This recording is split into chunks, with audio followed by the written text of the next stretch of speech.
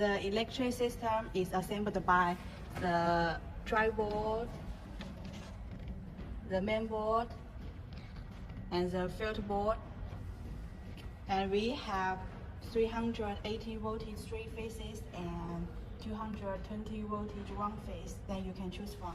Here is the power input, that for light wires, natural wires, and ground wires.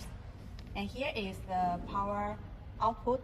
We have single connection ports for water circulation pumps, for 3-way valves, electric heaters, and so on. Yes. After we assemble the electric system, we will put the unit on the heat pump. Yes, so if you want to know more details, please contact us. Your light, be your right.